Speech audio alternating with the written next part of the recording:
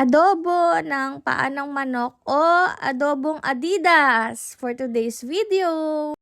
Ito yung kapangpangan version ng adobong Adidas by Perla Bautista. So ito po ay recipe niya na paniguradong masarap. Syempre nagpaturo lang tayo sa kanya. Hi Ima! Salamat sa recipe mong masarap. So mag-prepare tayo ng bawang. Pagkatapos, mag-prepare din tayo ng sibuyas. Kayo ba? Paano ba kayo mag-prepare ng adobong Adidas? Kung magkaiba yung version natin, try nyo na to mga beshi. Masarap siya. 101% masarap siya. So yan. Idikdik lang natin yung bawang.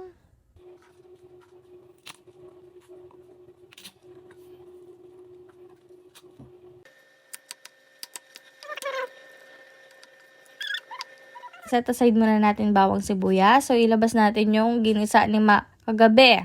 So, yan yung adobong Adidas. May tayo ng hoisin sauce, ng toyo, ng paminta. So, yan. Lutuin na natin yung bawang and sibuyas. Syempre, gisa na natin.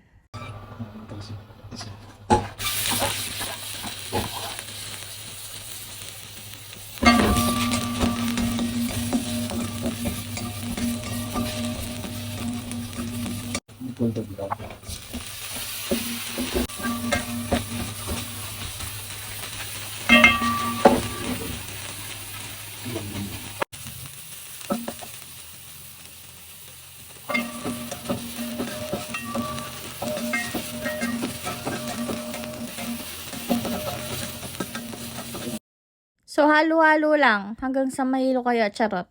So, yan, lagay na natin yung na-marinade ni Ma kagabi na adobong Adidas. So, yun yung pinakasikreto talaga, guys. Gabi pa lang na-marinade na. So, mekos-mekos na natin yung paa na yan. Baka maglakad pa sila. So, yan. Sige, mix.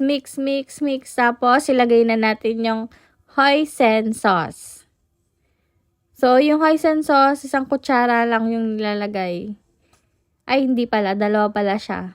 So, yan. Mix lang ulit. So, halo lang ng halo. O, diba? Ang dali lang niyang iluto, no? Ayan. So, pag feel nyo na okay na siya, lagyan nyo na ng toyo. O. Yung toyo, tansya lang. Tansyameter. Tapos ng toyo, lagyan na natin ng asukal. 1 kutsara lang yung asukal. O, depende. Bahala na kayo. Kung gusto nyo ng matamis, mas matamis ng konti, pwede nyo dagdagan ng asukal. So, para sa akin, okay na yung 1 kutsara lang. Kasi konti lang naman tong mga paa. Kung magkaiba yung version natin, o, try nyo na to. So, yun lang mga besi. Thank you for watching. I hope you like this video. Thank you.